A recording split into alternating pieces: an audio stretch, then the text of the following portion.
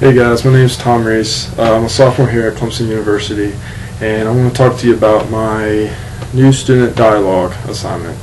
I chose mental health. I chose it because I thought it was going to be interesting. I wanted to find out more about it and see what mental health was all about. When I came into the class, the first thing that the instructors talked about was a story about this really rich guy who was making like six figures. Was living an elaborate life, had plenty of houses, cars, you name it. He was living the life that most of us really want. But in his mind, he was actually depressed. He wasn't happy with himself, and he described a story about him. And at the end of the story, he actually told his audience that it was actually him who tried to commit suicide. He jumped off a bridge that was a few hundred feet off from the water. And when he hit the water, he was not successful in killing himself. He actually crushed some bones, had a collapsed lung, and was in the hospital for several months in recovery. The story shocked me and like everyone else in the class, and how depression can actually hit anyone. You don't have to be rich to be happy. You can, it can affect anybody. We also did some group projects. One of them was that they gave us a large poster sheet and we had to put it up on the wall, and they gave us a topic to write down. Two of them are like depression and PTSD, and we had to write the first thing that came to our mind when we thought about them. So like depression, we thought about like the color blue or black, and then when PTSD, which is post-traumatic stress disorder, we thought about like soldiers in the military, because of all the warfare and the killing and everything. But then we had to go around and just explain like why we thought those fit the certain categories.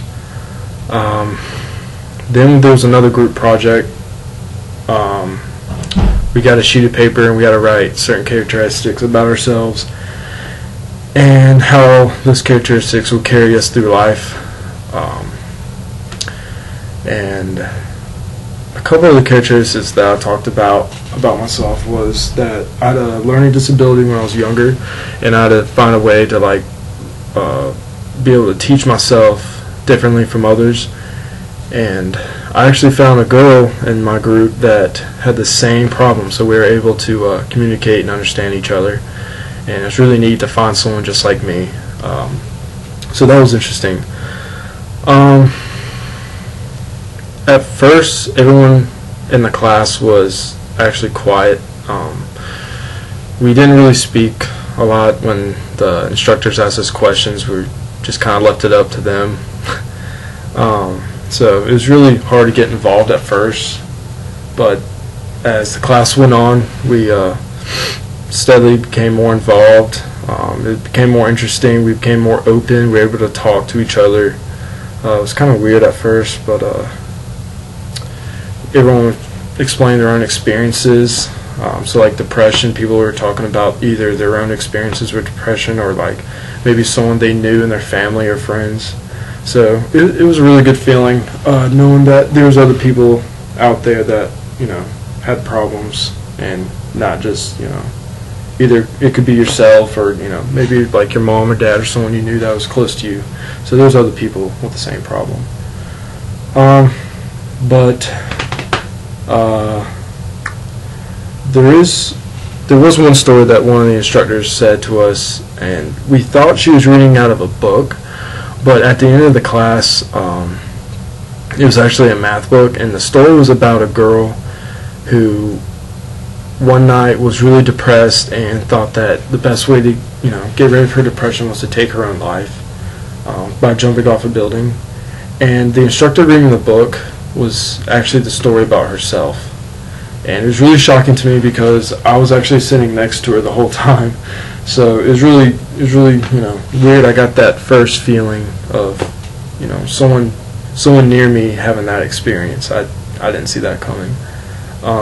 So I learned a lot from this student dialogue. So some of the questions that the vlog asked us to answer was, do you feel your group achieved true dialogues? Yes, I believe that our group achieved true dialogue. We actually understood that there's people out there with depression, and it's a very common thing. You think that your friends or your family may not have depression, but that's not really true. People actually hold that inside. They don't really show it out to other people, so you think that someone could be really happy, but they can actually be really depressed. So here's another question. Share observations of the dynamics of your group. Were there active voices in your dialogue?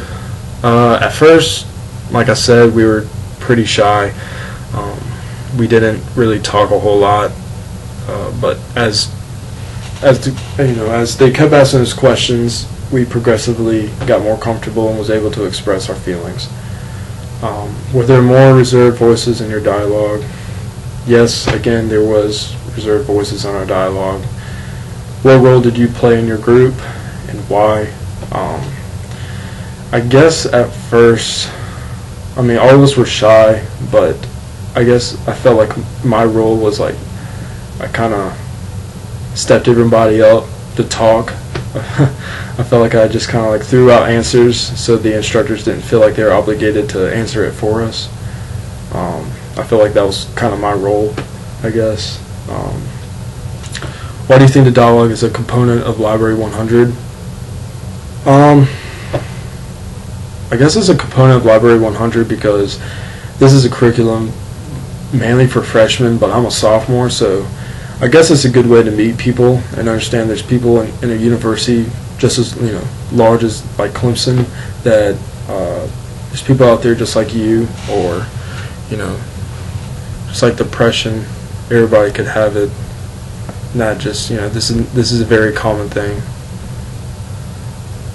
Do you see dialogue as a useful tool in your university experience? Yes, I see it as a useful tool in my university experience.